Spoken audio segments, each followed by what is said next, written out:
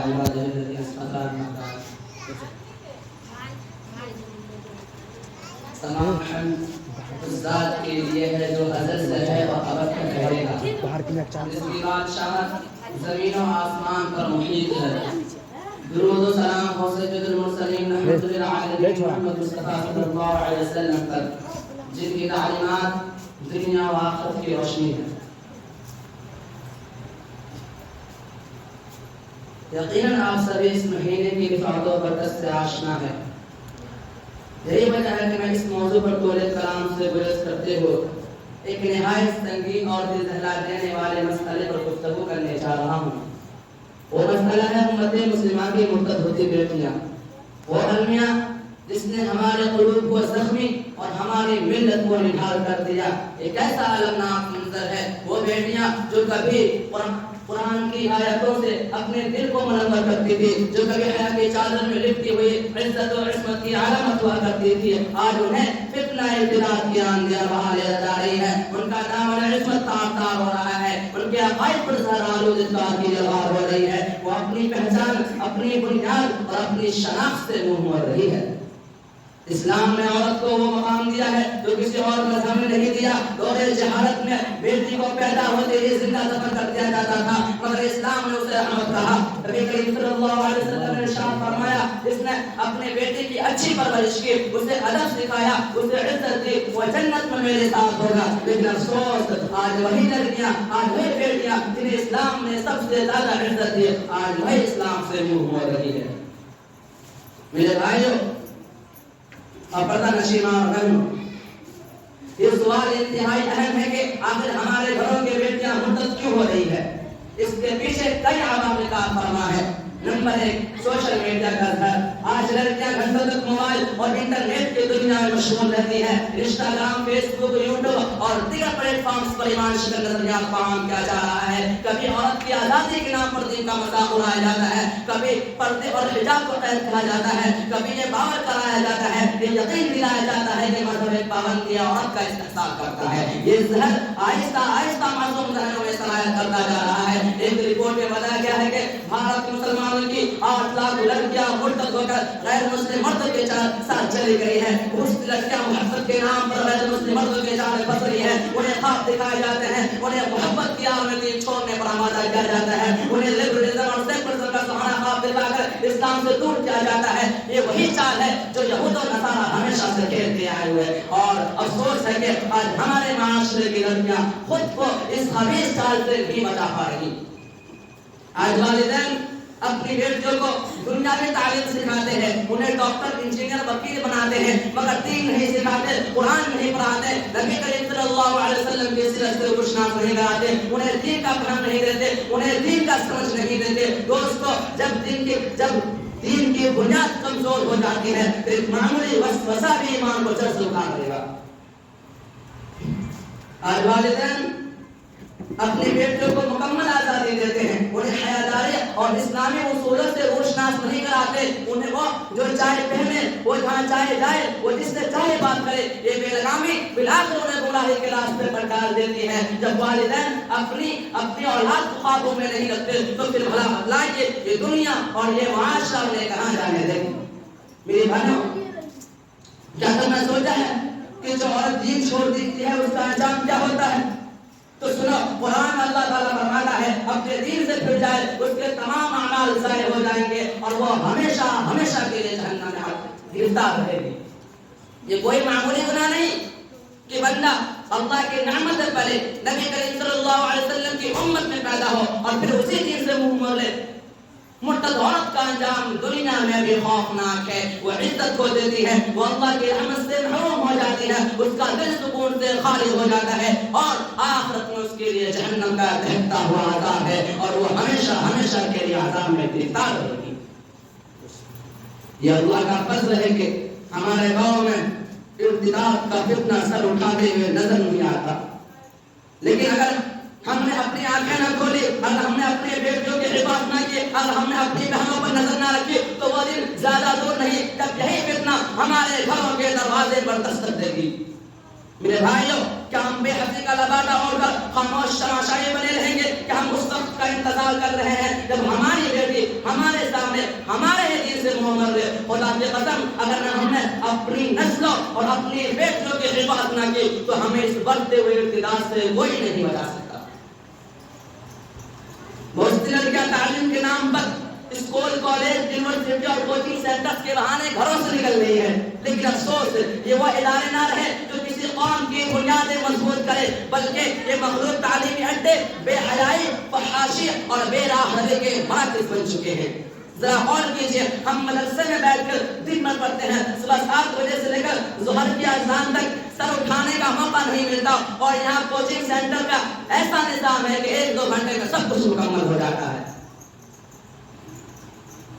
دنیا, یہ بات میں ہرگز نہیں کہتا کہ دنیا کی تعلیم غیر ضروری ہے, اور نہ ہی اسلام اس کی مخالفت کرتا ہے, لیکن یہ کہاں کا انصاف ہے کہ ہمارے گاؤں کی گنج میں آج تک نہ کوئی نامور ڈاکٹر پیدا ہوا, نہ انجینئر, نہ وکیل, نہ پروفیسر, اور نہ ہی کوئی بڑا افسر پیدا ہوا. یہ وہی لمحہ فکریہ ہے جس پر ہمیں غور کرنا چاہیے. اگر ہم دوسری طرف دیکھیں تو ہمارے گاؤں میں علماء اور حفاظ کی کمی نہیں ہے. مدرسے آج بھی ایمان, علم, تقوی اور محنت کا مرکز ہے, جہاں مسلسل 10 سال محنت کی جاتی ہے, جہاں مرد وقت گزاری نہیں ہوتی بلکہ سچ علم کی آجاری کی جاتی ہے. یہی وجہ ہے کہ یہاں سے نکلنے والے علماء اور حفاظ دین کے چراغ روشن کر رہے ہیں. لیکن افسوس آج ہمارا معاشرہ, ہمارے معاشرے کے کچھ بیوقوف قسم کے لوگ ان علماء اور حفاظ کی قدر نہیں کرتے بلکہ انہیں حسد اور عقاب کی نظر سے دیکھتے ہیں. میرے بھائیو, علماء کسی عام طبقے کا نام نہیں ہے, یہ وہ لوگ ہیں جنہیں اللہ تعالیٰ نے اپنے دین کی حفاظت, اپنے دین کی ارشاد کے لیے منتخب فرمایا ہے. یہ وہ ہستیاں ہیں جنہیں نبی کریم صلی اللہ علیہ وسلم نے اپنی میراث کا وارث قرار دیا ہے. حدیث میں آیا ہے, ان العلماء ورثۃ الانبیاء, علماء انبیاء کے وارثین ہیں. انبیاء نے دینار و درہم کا میراث نہیں چھوڑا بلکہ علم کو بطور میراث چھوڑا ہے, جس نے اسے حاصل کیا اس نے بڑا حصہ پایا. یہ علماء ہمیں بتلاتے ہیں کہ نماز کیسے پڑھنی ہے, یہ علماء ہمیں بتاتے ہیں کہ روزہ کیسے رکھنا ہے, یہ علماء ہمیں حلال و حرام کا فرق بتاتے ہیں, یہی علماء ہمیں بتلاتے ہیں کہ زندگی کے فیصلے شریعت کے مطابق کیسے کرنی ہے, یہ علماء ہمیں اللہ پر رہنمائی فرماتے ہیں. اگر آج یہ علماء نہ ہوتے تو دین کا چراغ بھی بجھ جاتا.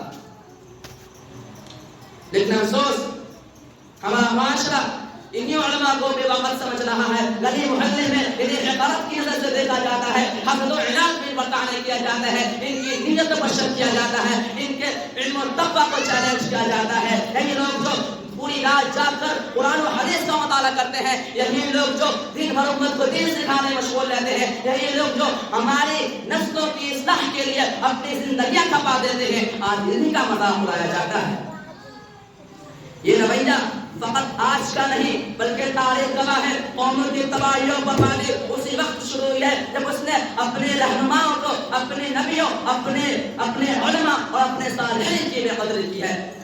یہی وہ رویہ ہے جو قوموں کو ہلاکت میں لے گیا. آؤ تاریخ کے آئینے میں آؤ تاریخ کے اوراق پڑھتے ہیں. جب امام احمد بن حنبل رحمۃ اللہ علیہ نے حق کی آواز بلند کی تو ان پر گوروں کی بارش کی گئی, لیکن وقت نے دیکھا وہی امام زندہ رہا اور ان پر ظلم ڈھانے والے حکمرانوں کا نام و نشان تک باقی نہ رہا. جب امام ابو حنیفہ رحمۃ اللہ علیہ نے شریعت کے مطابق فیصلے کیے تو انہیں قید میں ڈال دیا گیا اور زہر دے کر شہید کر دیا گیا. لیکن آج پوری دنیا میں انہیں کا فقہ پڑھایا جاتا ہے. جب امام مالک رحمۃ اللہ علیہ نے حدیث کے روشنی میں فیصلے کیے تو ان کے ہاتھوں کو باندھ کر گوروں سے مارا گیا. لیکن آج بھی ان کا علم باقی ہے اور ان پر ظلم اٹھانے والے زمین میں دب چکے ہیں.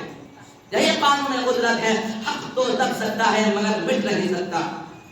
باطل سے دبنے والے ایک آسمان نہیں, ہم 100 بار کر چکا ہے تو انتہا ہمارا. اے مسلمانوں, علماء دین کی قدر کرو. میرے بھائیوں سن لو, اور آج تم نے اپنے علماء کی عزت نہ کی, اگر تم نے ان کی رہنمائی کو نہ اپنایا تو پھر تمہاری نسلیں اندھیروں میں بھٹکے گی. وہی علماء کرام جو آج تمہیں دین سکھا رہے ہیں, وہی علماء کرام جو آج تمہیں دین سکھا رہے ہیں, اگر یہ نہ ہو تو تمہارے بچے دین سے بے بہرا ہو جائیں گے, تمہارے گھروں میں فسق و فجور عام ہو جائے گا, تمہارے فیصلے دنیاوی مفادات کے تابع ہو جائیں گے اور پھر نہ دین بچے گا نہ دنیا. یاد رکھو, آج تم نے اپنی علماء کی عزت نہ کی تو وہ وقت زیادہ دور نہیں جب تم ان کی کمی پر آنسو بہاؤ گے. کیونکہ جب بھی کسی قوم نے اپنے رہنماؤں کو ٹھکرایا ہے اس کا شیرازہ بکھر گیا. اللہ تعالی ہمیں علماء دین کی قدر کرنے کی توفیق دے، ان کی صحبت میں رہنے کا شرف بخشے اور ان کی نصیحت پر عمل کرنے والا بنائے۔